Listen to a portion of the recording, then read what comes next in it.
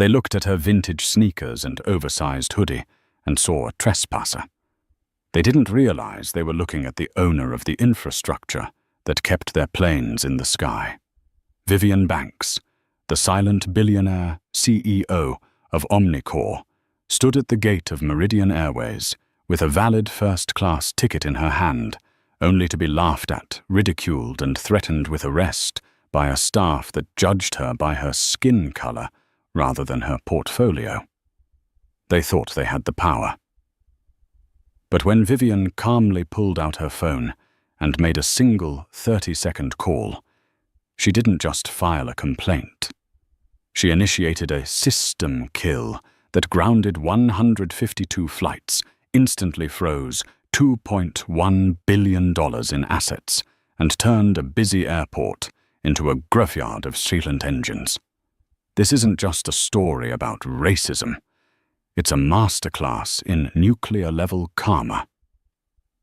The rain battered against the floor-to-ceiling glass windows of JFK's Terminal 4, blurring the runway lights into smears of neon red and white. Inside the terminal, the air smelled of stale coffee anxiety and expensive perfume. Vivian Banks adjusted the strap of her canvas messenger bag. It was old frayed at the edges and contained a laptop worth more than the luxury sedan parked outside the terminal. She wasn't dressed for a gala.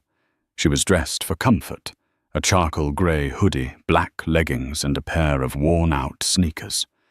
She had just come from a 48-hour coding marathon at her server farm in upstate New York, ensuring the integration of a new logistics algorithm that would save the global shipping industry billions.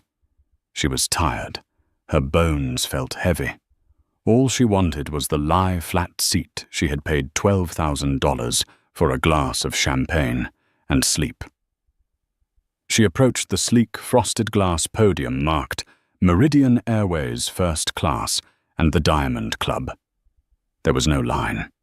The red carpet looked inviting. Behind the podium stood Patricia. Patricia was a woman who wore her authority like a weapon. Her blonde hair was pulled back so tightly it pulled at the corners of her eyes, and her uniform was immaculate, pinned with a silver 15 years of service wing. She was currently typing furiously on her keyboard, ignoring Vivian entirely. Vivian waited. 10 seconds. 20. "Excuse me," Vivian said softly, her voice raspy from lack of use over the last 2 days. "I'm checking in for Flight 402 to London." Patricia didn't look up. She held up a manicured finger, silencing Vivian without a word. She finished typing, took a slow sip of her water, and finally dragged her eyes up. Her gaze didn't meet Vivian's face. It started at the sneakers, moved up the leggings, paused disdainfully at the hoodie, and finally landed on Vivian's eyes with a look of bored irritation. "Economy check-in is down the hall to the left. Follow the signs marked General Boarding. This is for first class and diamond members only." Patricia's voice was clipped, practiced, and dismissive. She immediately looked back down at her screen. Vivian blinked, shifting her weight. She was used to being underestimated. In fact, she built her career on it. When she launched Omnicorp 10 years ago, investors thought she was the coffee girl. Now Omnicorp owned the proprietary navigation software used by 3 of the world's largest airlines, including the one she was trying to fly. "I know," Vivian said, keeping her tone polite. She pulled her passport and boarding pass from her bag. "I'm in first class, seat 1A. She placed the documents on the high counter. Patricia let out a sigh that was loud enough to be a theatrical performance. She picked up the boarding pass as if it were contaminated waste. She squinted at it, then at the computer screen, then back at Vivian. "This is a digital printout," Patricia said, dropping it back on the counter. "It looks modified." "It's from your app," Vivian corrected gently. "I printed it because my phone battery is low. Can you just scan the passport? I don't need to scan it to know there's been a mistake, Patricia said, crossing her arms. Seat 1A is a suites class seat. It costs $12,000. Systems often glitch when economy passengers try to upgrade themselves using third-party sites. I didn't use a third-party site, Vivian said, her patience thinning by a fraction.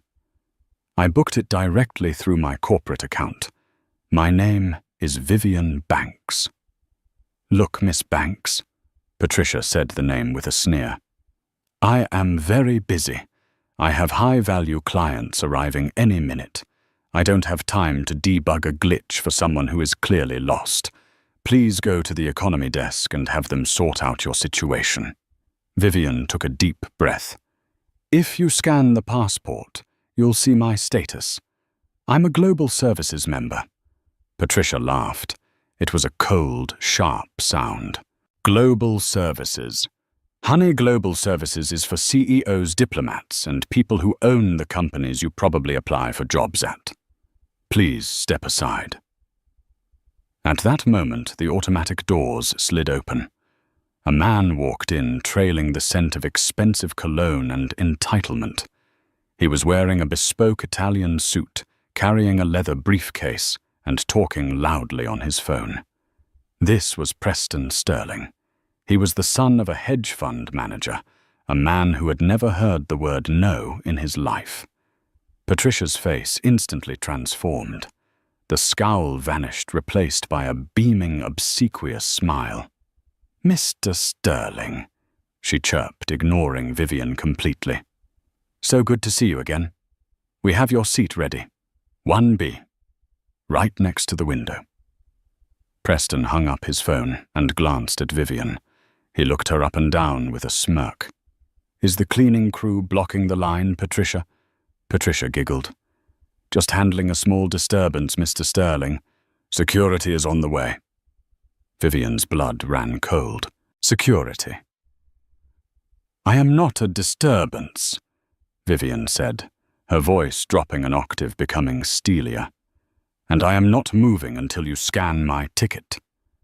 Preston stepped forward, invading Vivian's personal space.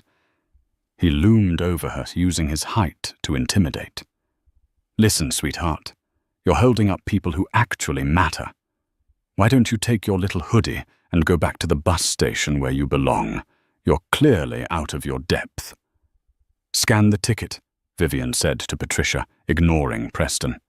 Patricia slammed her hand on the counter. That is enough. I am calling the airport police. You are trespassing in a premium area and harassing our VIP clients. Harassing? Vivian repeated, incredulous.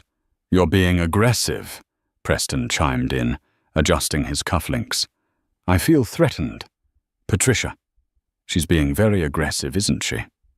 Extremely, Patricia agreed, reaching for the phone on her desk. Security to Gate B12, first class, check-in. We have a non-compliant passenger refusing to leave. Potential fraud.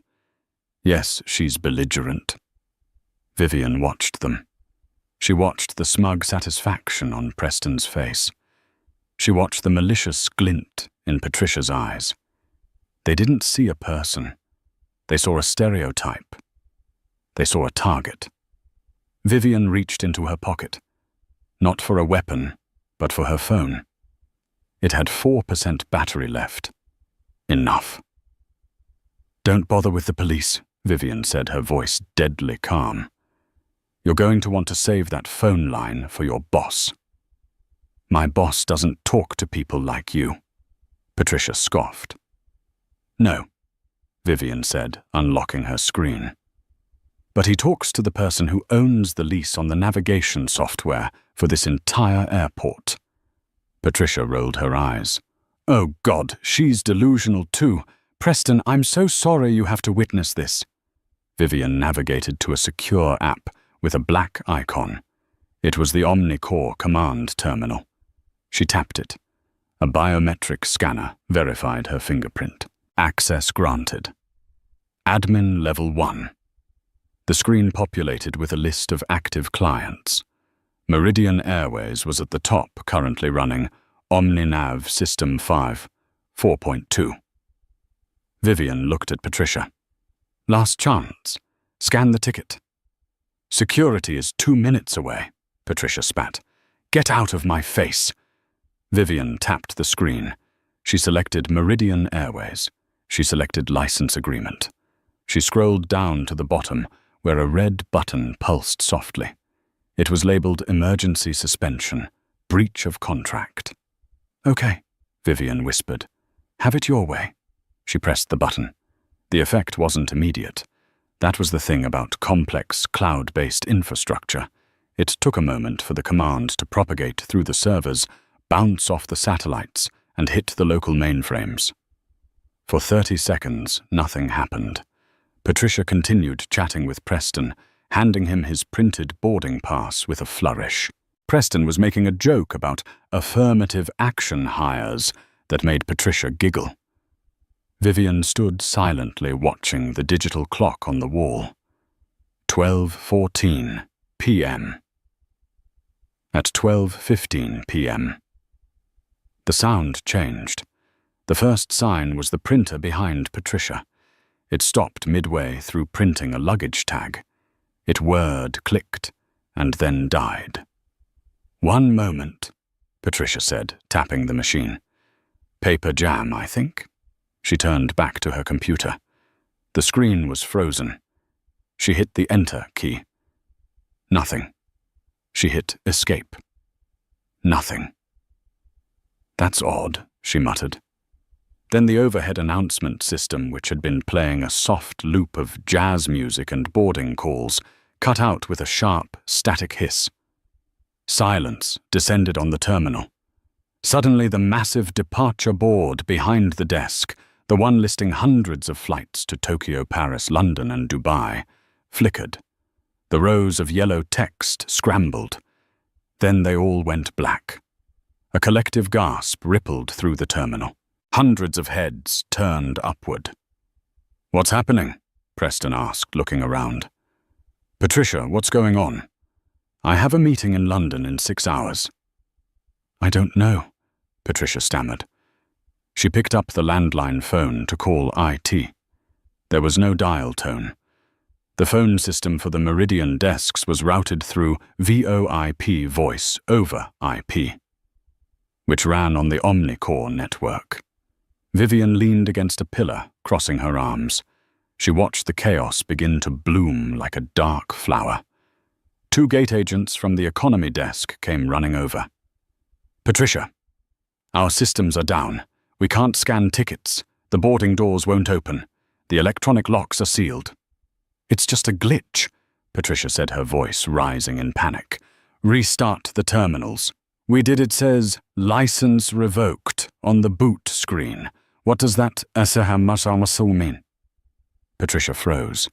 She looked at the blank screens.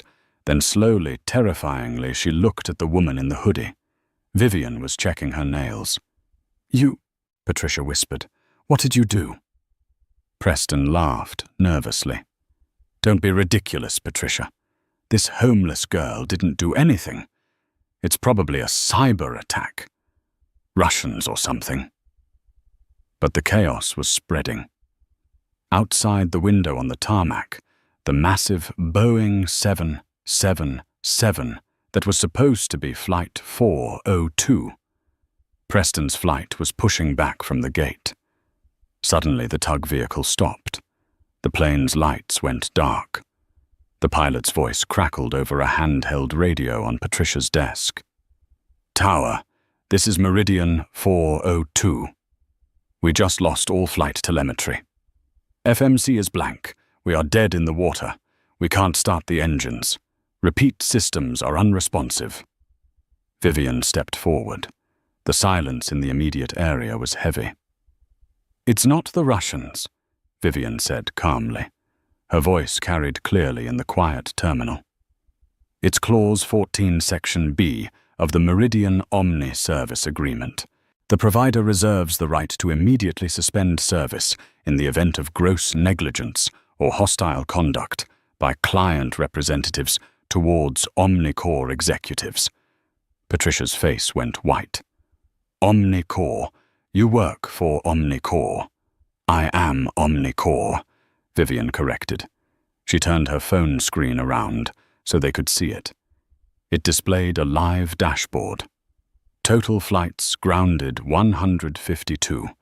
Estimated financial loss per minute, $420,000. You just froze the fleet, Preston said, his arrogance dissolving into confusion. You can't do that. That's illegal. It's perfectly legal, Vivian said. It's a private contract, and Patricia here just violated the terms of service by refusing service to the CEO and threatening her with arrest. The walkie-talkie on Patricia's hip squawked. It wasn't the pilot this time. It was a deep, terrified voice. Patricia. This is Operations Director Miller. What the hell is happening down there? We just got a notification from the master server. It says the kill switch was activated from your terminal location. Who is there? The board is screaming. We're losing $7 million every 10 minutes. Patricia's hands shook so hard, she dropped the walkie-talkie. It clattered to the floor. 2 police officers finally arrived, the ones Patricia had called to arrest Vivian.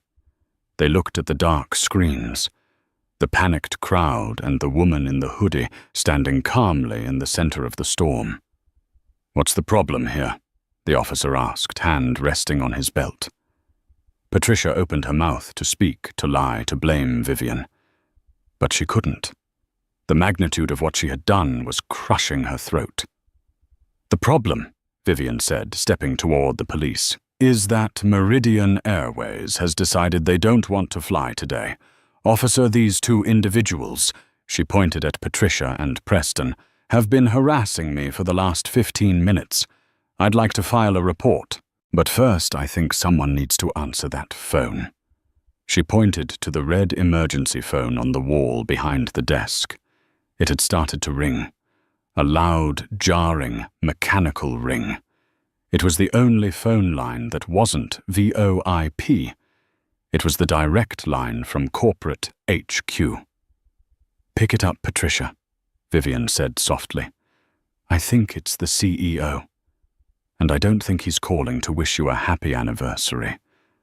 Patricia stared at the ringing phone. It sounded like a death knell. You're bluffing. Preston spat, though he was sweating now. You're a nobody.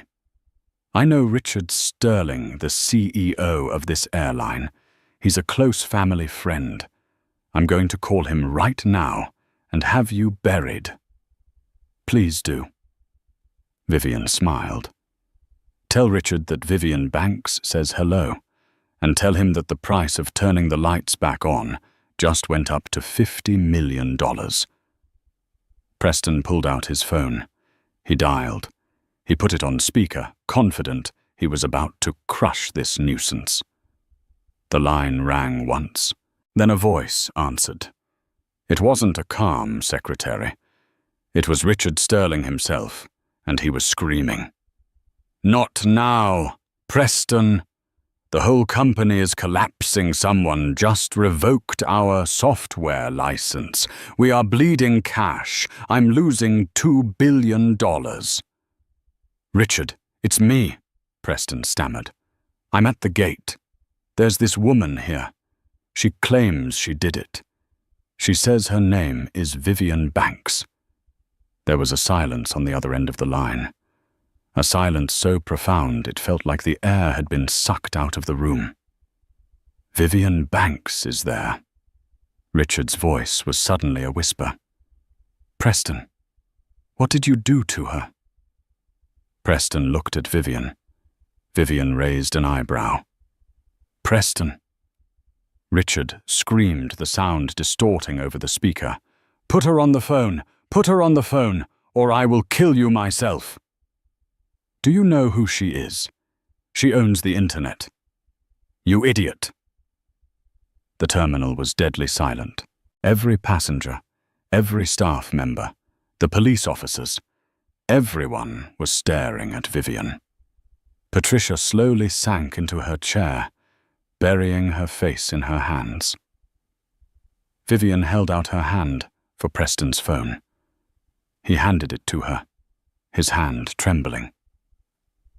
"Hello, Richard," Vivian said pleasantly into the phone. "We have a problem. Your staff seems to think I can't afford a first-class seat. I thought I'd demonstrate my net worth."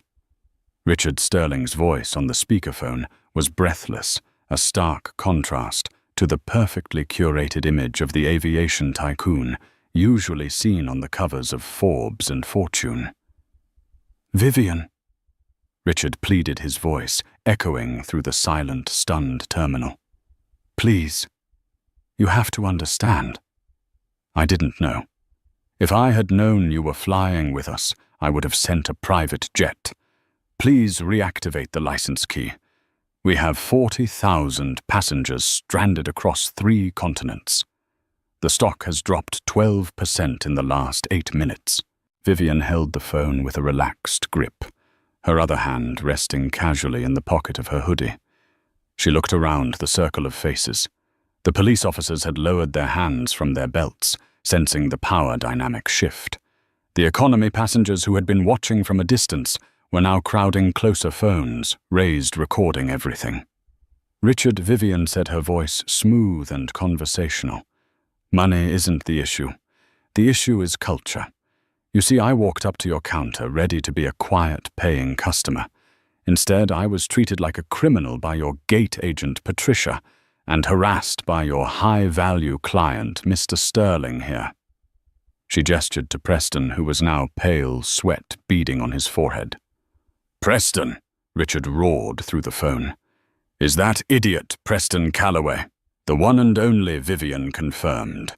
He and Patricia seemed to think that my appearance, specifically my hoodie and my skin color, disqualifies me from your first-class cabin. They called the police on me, Richard. They threatened to arrest me for trespassing on the infrastructure I literally built. Patricia let out a sob. "Mr. Sterling, I was just following protocol for suspicious individuals." "Shut up!" Richard screamed. "You just cost this company more money than you would earn in 1,000 lifetimes." "Vivian, listen to me. I'm in a helicopter. I'm landing at JFK in 20 minutes. Don't move. We can fix this. Just please don't let the encryption lock set." "You have 20 minutes, Vivian said. "If the encryption sets, it requires a hard reboot of your entire global database. That takes 48 hours. You'll be bankrupt by Tuesday." She hung up and tossed the phone back to Preston. He fumbled it, nearly dropping it on the terrazzo floor. The atmosphere in the terminal had shifted from confusion to a gladiatorial arena. The passengers weren't angry at the delay anymore. They were captivated by the justice being served. Preston, recovering a shred of his bruised ego, stepped forward. He straightened his tie, though his hands were shaking. "You think you've won? My father is Grant Calloway. He runs the Titan hedge fund. We own a significant stake in Omnicorp. When I call him, you're going to be fired by your own board of directors." Vivian laughed. It was a genuine, amused sound. She walked over to the nearest row of waiting area seats, dusted one off, and sat down, crossing her legs. She pulled her laptop out of her bag.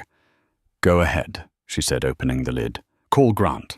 Ask him how his positions in the Asian tech markets are doing this morning." Preston narrowed his eyes. "What are you talking about?" "Omnicorp provides the latency reduction algorithms for the New York Stock Exchange and the Tokyo Exchange," Vivian said, typing a few commands. "I don't control the market, Preston. I just control the speed at which you see it." She turned her laptop screen toward him. It showed a graph plummeting in real time. "While you were busy insulting my sneakers, I put a localized throttle on Titan Hedge Fund's data stream. Just a few milliseconds of lag. In high-frequency trading, that's the difference between profit and catastrophe.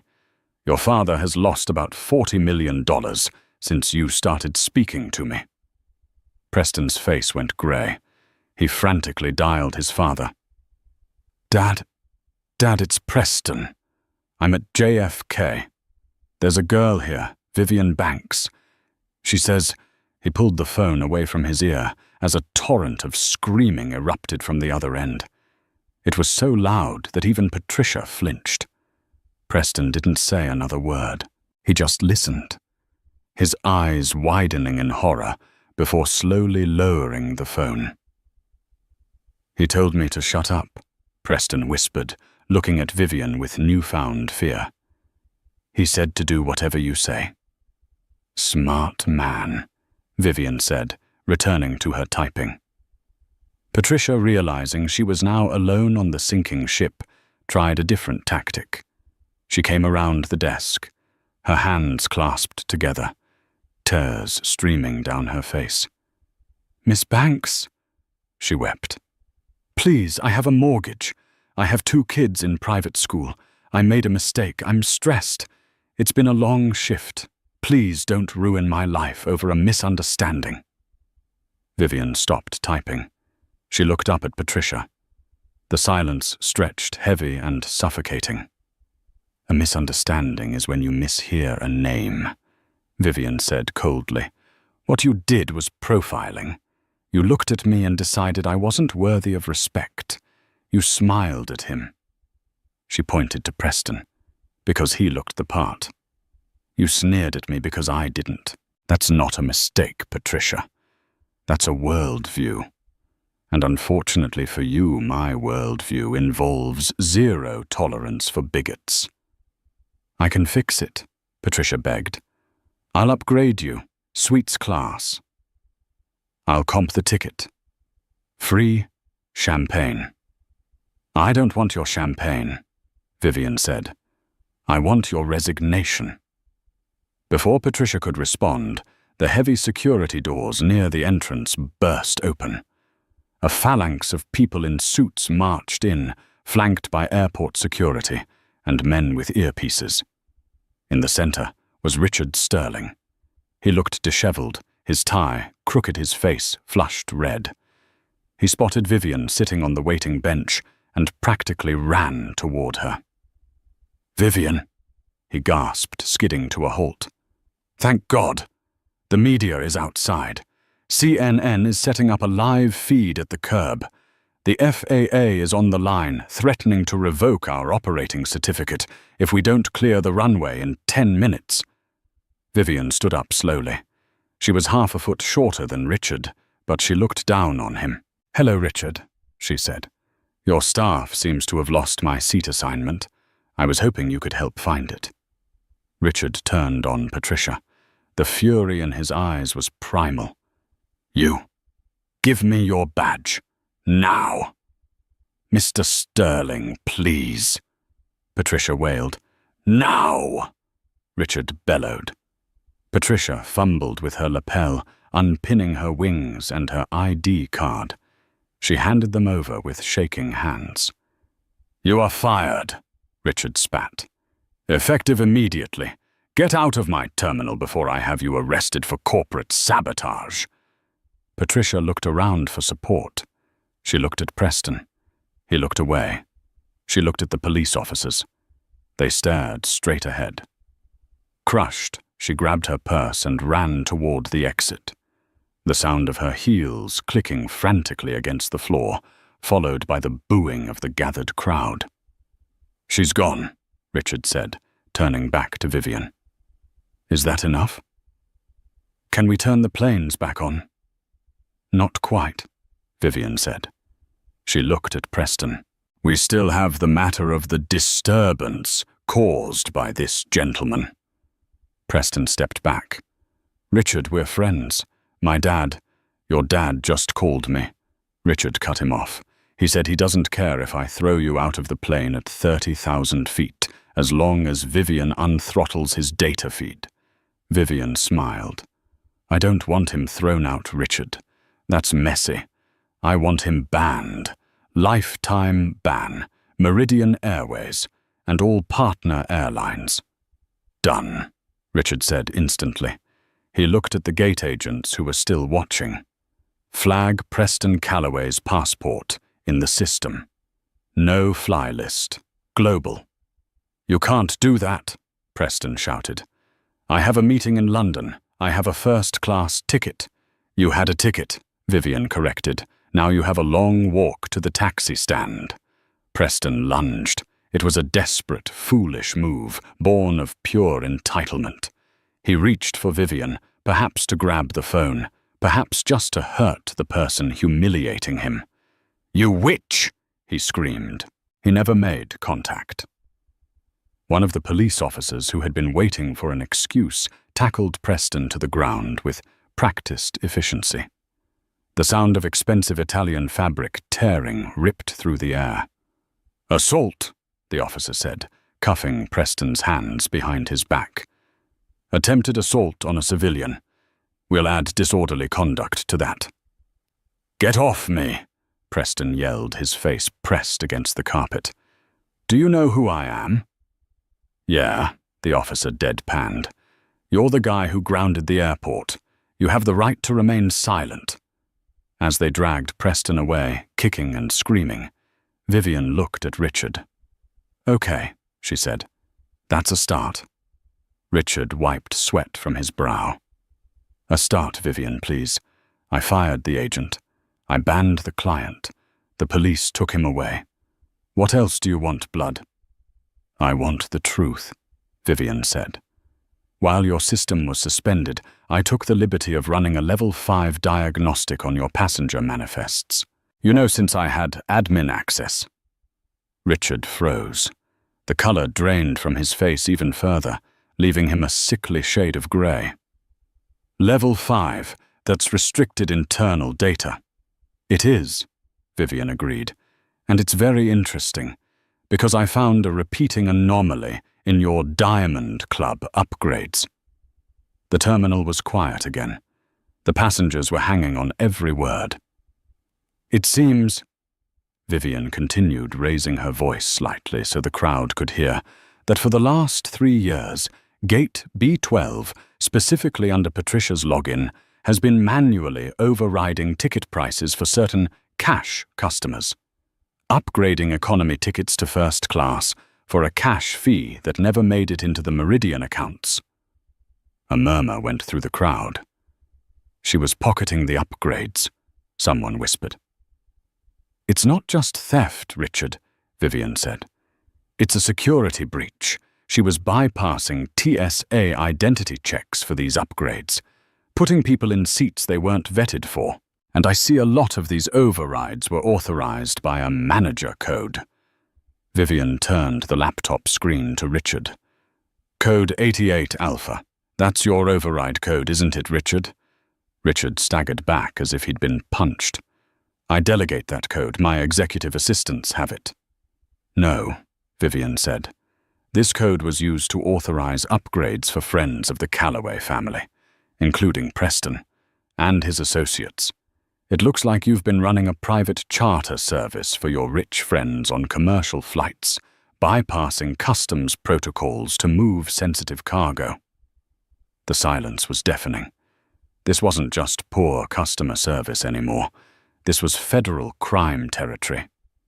You're laundering money, Vivian stated flatly, using first-class upgrades to move unreported assets. Richard looked at the police officers, who were now looking at him with intense suspicion. That's absurd, Richard stammered. You can't prove that. I don't have to, Vivian said. I just sent the logs to the FAA and the SEC. They were attached to the email I sent notifying them of the system reboot. You did what? Richard whispered. I told you, Vivian said. I was just trying to get to London. But when you break the system, sometimes you see the cracks in the foundation. Suddenly, the red emergency phone on the wall rang again. Richard stared at it. He knew who it was. It wasn't the board. It was likely the FBI. You destroyed me, Richard said, his voice trembling. Over a seat. No, Vivian said, stepping closer to him. Her eyes were hard as diamonds. I didn't destroy you. You destroyed yourself when you built a company culture that allows people like Patricia to exist, and people like Preston to thrive. I just turned on the lights. She tapped her phone. System restoring, she announced. The flight computers are coming back online. You can fly your planes now, Richard. Well, until the feds ground you for the investigation. Behind the desk, the screens flickered to life. The departure board buzzed and lit up the yellow letters, cascading back into place. A cheer went up from the exhausted passengers. But Richard Sterling didn't cheer. He sank onto the waiting bench. Vivian had vacated his head in his hands. Vivian picked up her bag. She adjusted her hoodie. "Now," she said to the stunned gate agents who had replaced Patricia, "I believe I have a seat on flight 402. Seat 1A. The young agent, a terrified man in his 20s, typed furiously. Yes, Ms. Banks. Absolutely. Right this way. We'll escort you." Vivian began to walk toward the jet bridge, but she stopped. She turned back to the crowd of economy passengers who had been watching the entire drama unfold. "Wait," she said. She looked at the agent.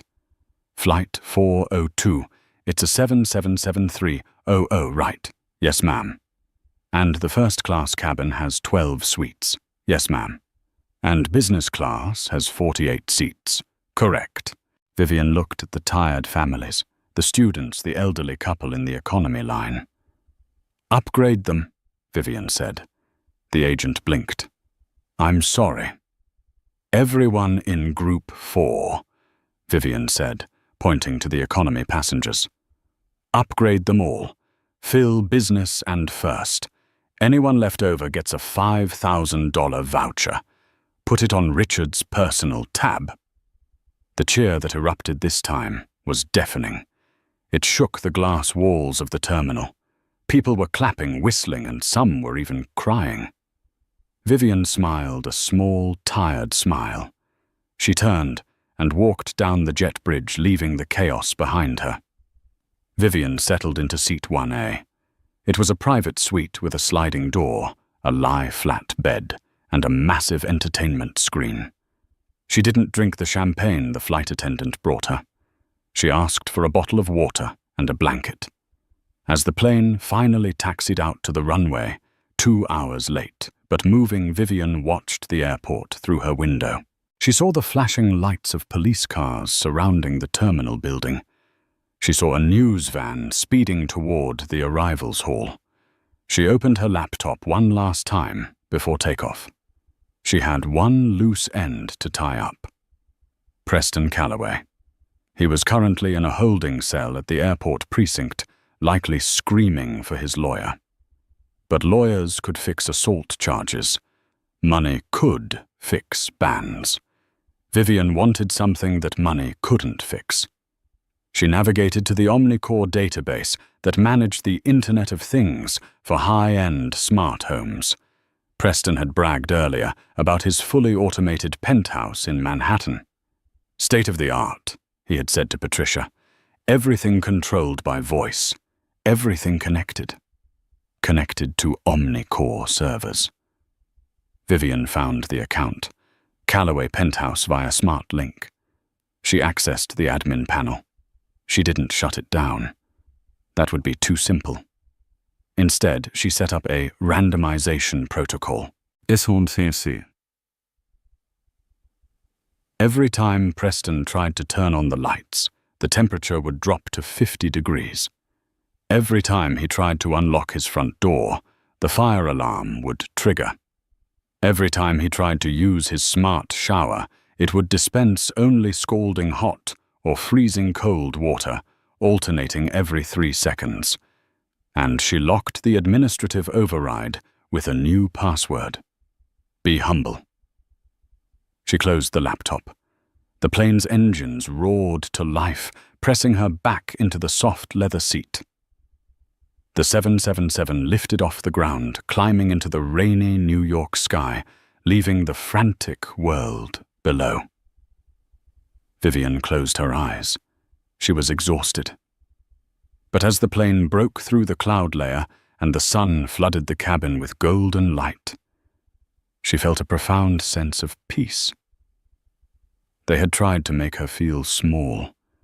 They had tried to tell her she didn't belong. She smiled as she drifted off to sleep. They forgot that she didn't just belong in the sky. She owned it. While Vivian Banks slept peacefully at 38,000 feet, the world below her was catching fire. The incident at JFK Terminal 4 had ceased to be a mere customer service dispute. It had metastasized into a global corporate scandal moving at the speed of fiber optics. Preston Calloway sat in the back of a black Lincoln Town car, his wrists still chafed from the handcuffs. His father's high-priced lawyers had managed to get him released on bail for the assault charge, citing extreme emotional distress caused by the airline delay. It was a flimsy excuse, but money was a powerful lubricant in the gears of the New York justice system. He checked his phone. His social media was a war zone. Someone had live-streamed his arrest. The video titled "Trust Fund Baby versus the Internet Owner" already had 4 million views. The comments were a scrolling waterfall of ridicule. "Just drive," Preston snapped at the driver. "Get me to the penthouse. I need a drink and a shower." He didn't care about the viral video. He was a Calloway. The news cycle would shift in 24 hours.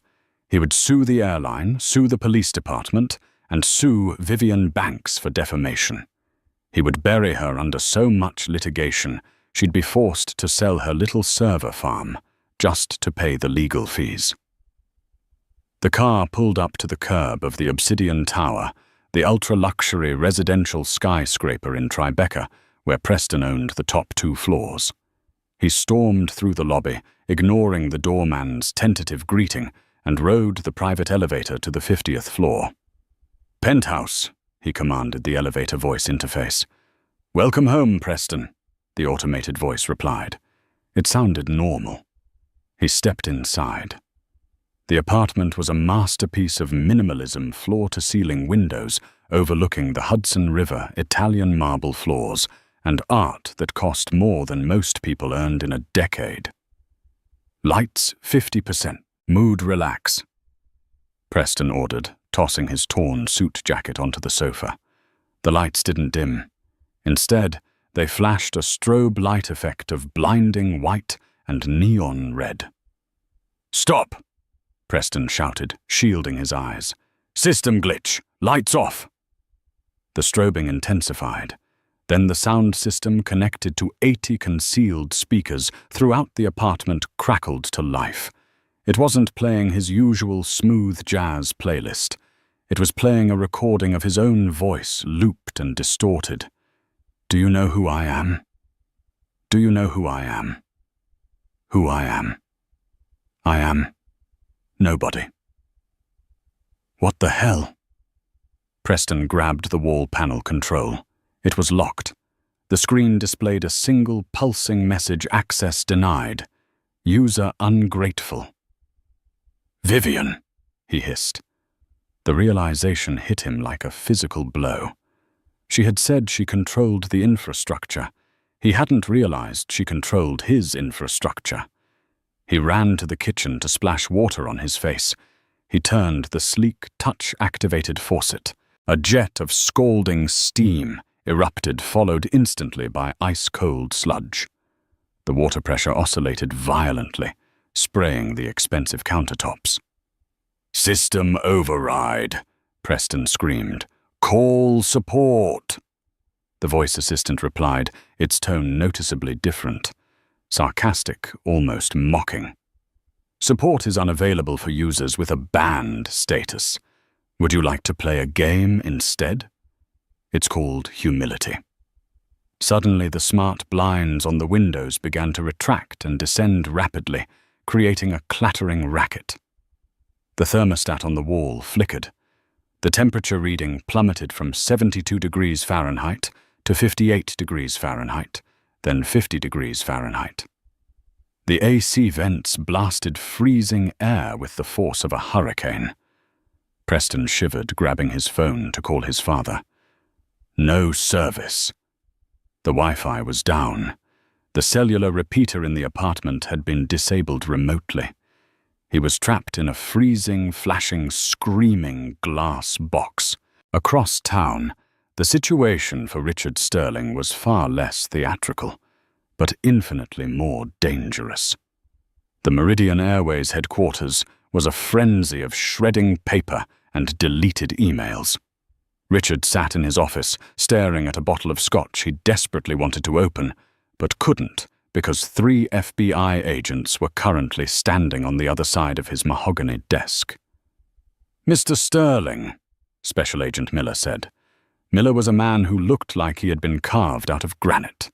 He didn't blink.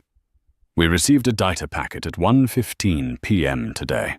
It contained detailed logs of 412 instances of wire fraud, customs evasion, and violation of the FAA's Safe Skies Act."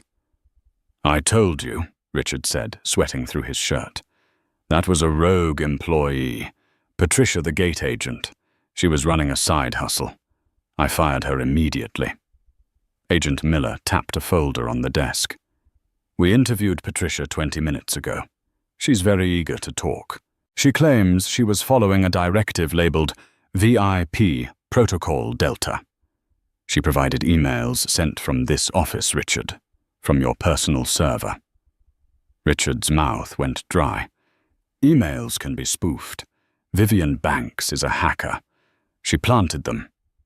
"Vivian Banks is a federal contractor with top-secret clearance for defense logistics," Miller corrected him.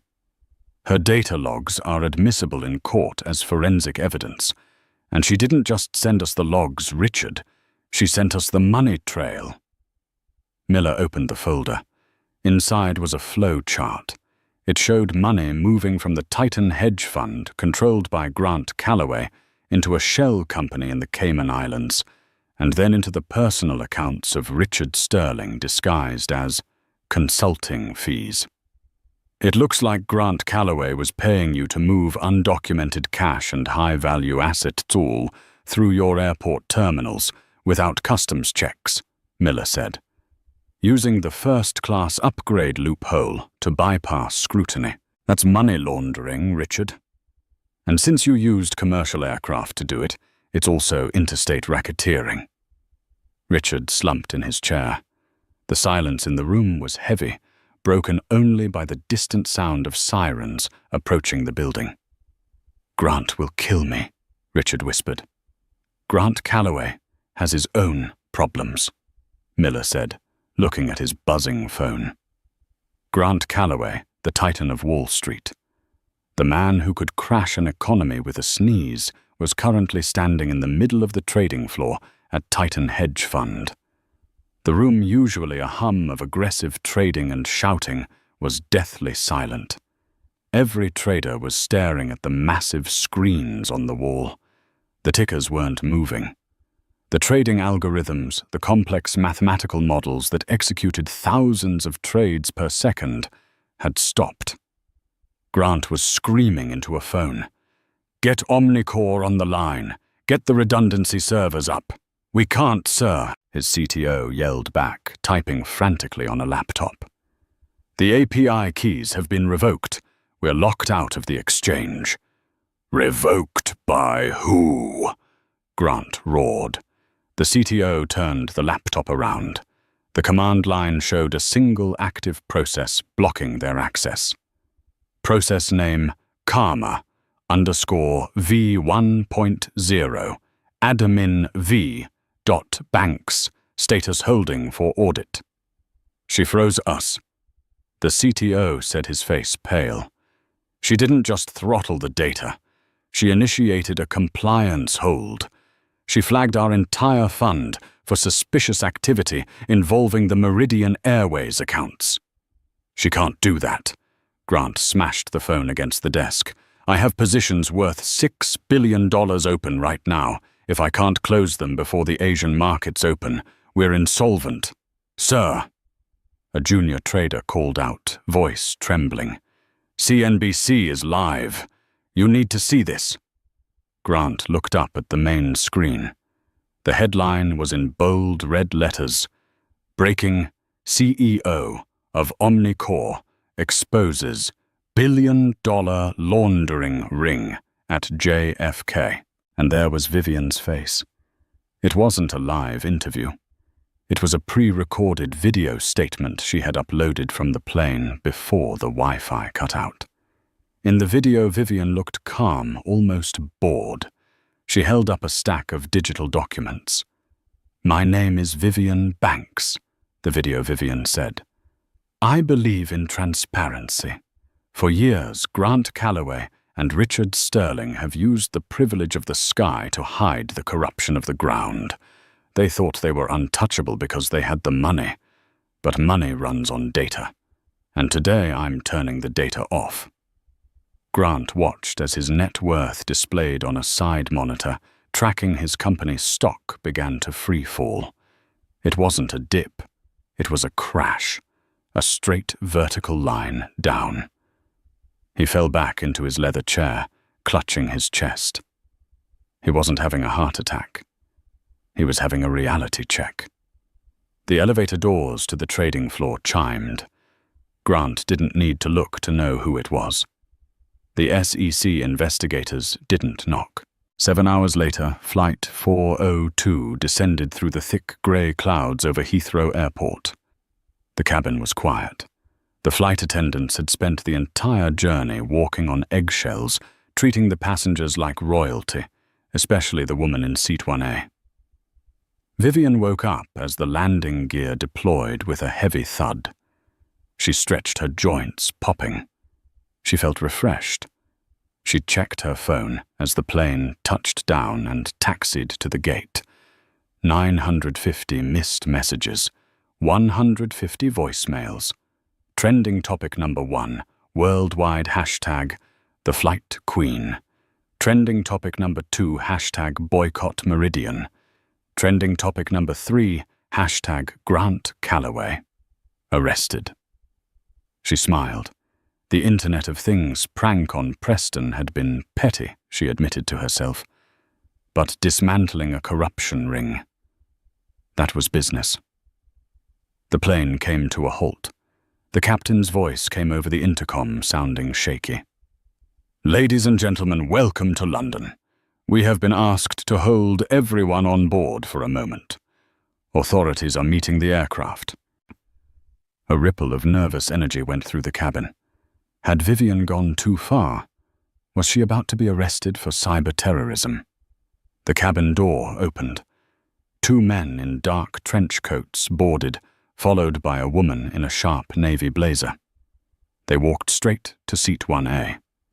Vivian unbuckled her seatbelt and stood up, grabbing her messenger bag. She was ready. She had the best lawyers in the world on speed dial. "Vivian Banks?" the woman asked. Her accent was posh British and clipped. "That's me," Vivian said, lifting her chin. The woman smiled. It was a genuine smile.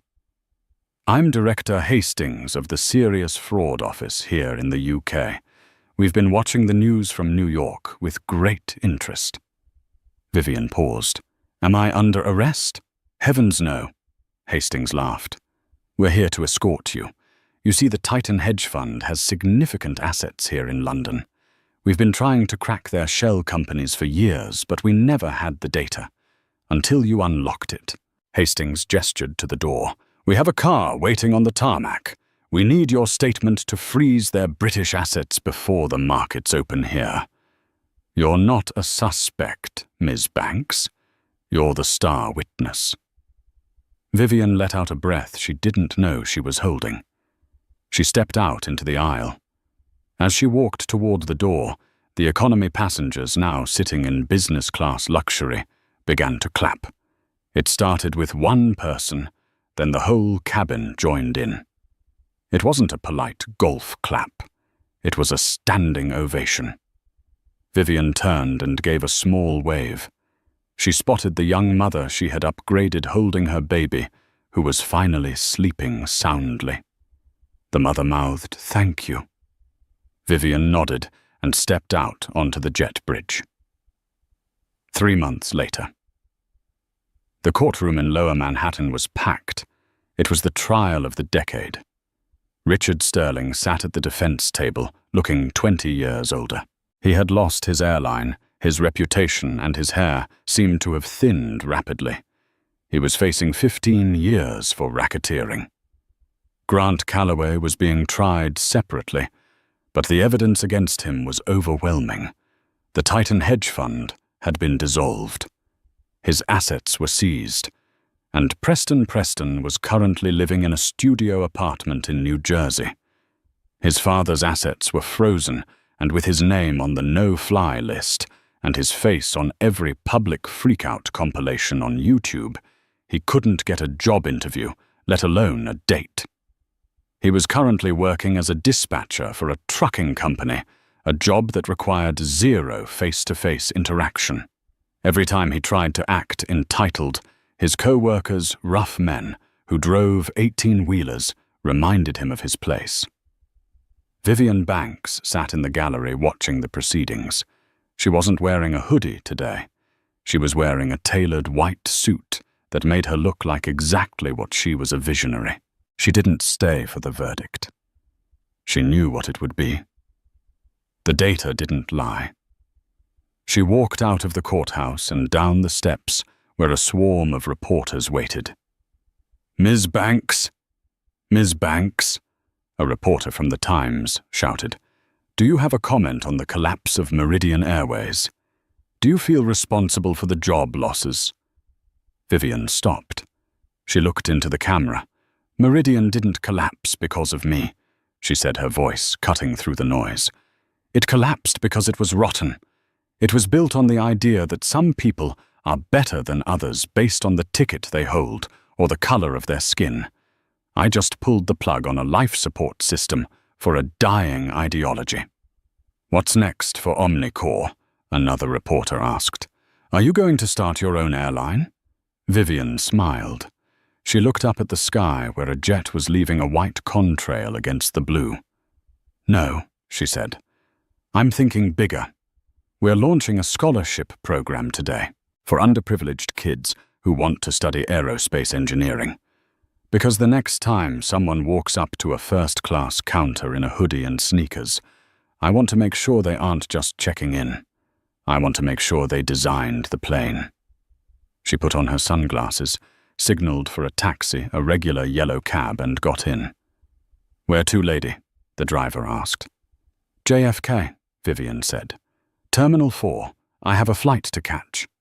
"You going somewhere nice?"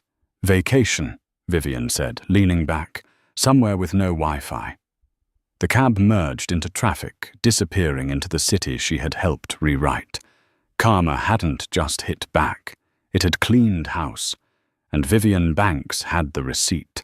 And that is how Vivian Banks turned a moment of disrespect into a revolution.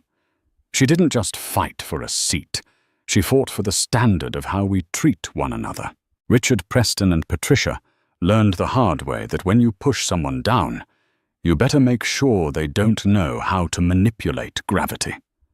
Vivian showed us that true wealth isn't in your bank account. It's in your integrity, your competence, and your willingness to stand up when it counts. What would you have done if you were in Vivian's shoes? Would you have frozen the airline or done something even crazier? Let me know in the comments below. And if you want more stories where the arrogant get what they deserve, hit that subscribe button and turn on notifications. I'm dropping a new story every Tuesday. Thanks for watching.